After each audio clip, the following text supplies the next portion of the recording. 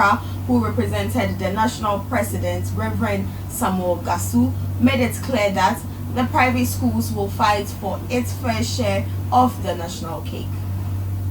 Of the challenges encountered during these dark days, when schools were under lock and key and avert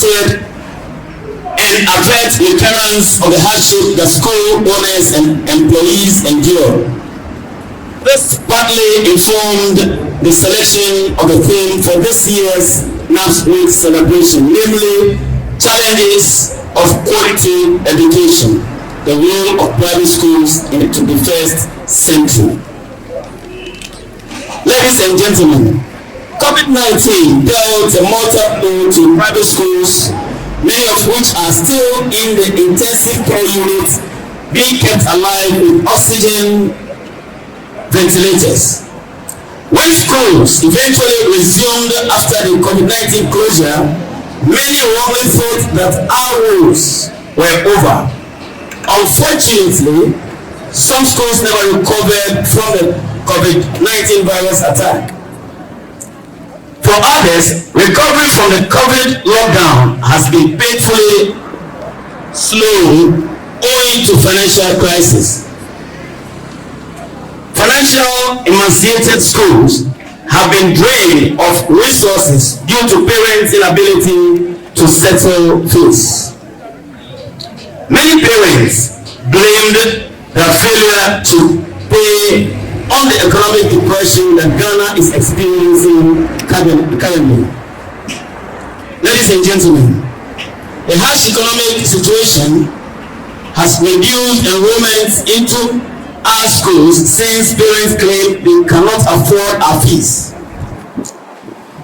At the private senior high school level, the least said about it, the better. Many private senior high schools have simply gone out of business or diverted into other areas of operation.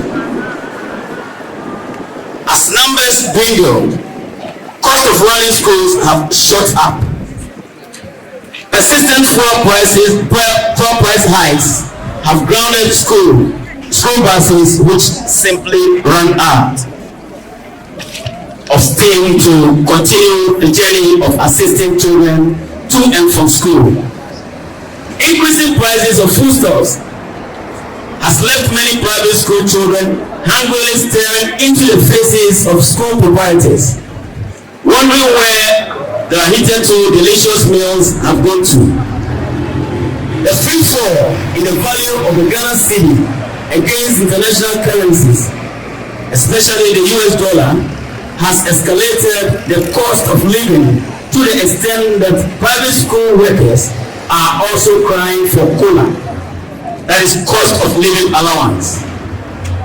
How many private schools can afford living wages of their workers who are struggling to make ends meet in these difficult times?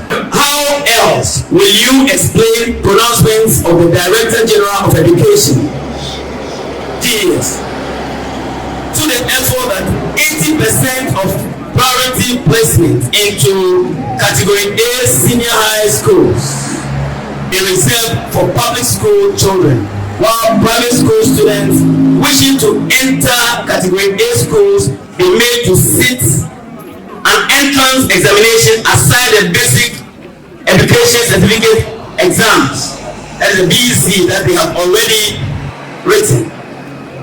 Having consistently watched private school candidates drop the BEC performance chart, so top the BEC performance chart at the expense of the public school candidate that he superintends over. One could liken the GS boss to the coach of a host soccer team who tries using unorthodox means of weakening a visiting team which the host team cannot beat through any fair competitive game. So we can forgive such a coach because he is trying to protect his job, which may be on the line if he continues losing the contest to private schools. But some believe that even the referee appears to be wearing the opposing team's jersey. Yes, our referee, the Ministry of Education, might want to be fair, just, and equitable with both public and private schools. For now, there appears to be almost 100% concentration on public schools to the neglect of private schools. For instance, why would the ministry organize the first ever national standardized test, the NSAT, for basic 4 pupils of public schools to the total exclusion of the private schools? Remember this? WAEC conducted test was to assess the education attainment at the basic 4 level to inform interventions towards attaining the required outcomes. So how do you initiate an intervention when a major segment of your target was not assessed to find out their strengths and weaknesses? Again, how do you introduce an education reform, a common core program for all children, and yet when it comes to training teachers to handle the program, deny private school teachers from participating in the training? In this difficult post-COVID and Ukrainian war economy, why will WAEC charge very exorbitant BEC registration fees, which the Ministry of Education will quickly settle for public schools?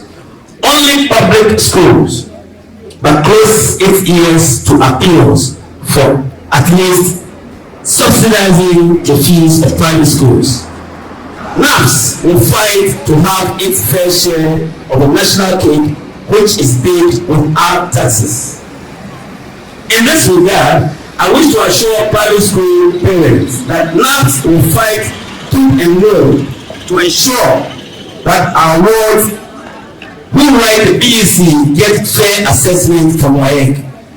We shall also make sure that the computerized placement system is based purely on merit, and that private school children deserving a category A school are placed in these schools.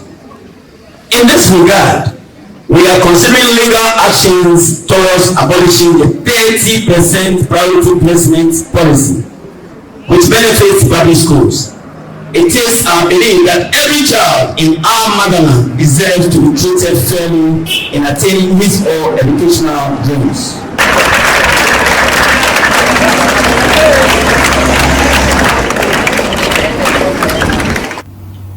Netherlands and Barcelona star Memphis Depay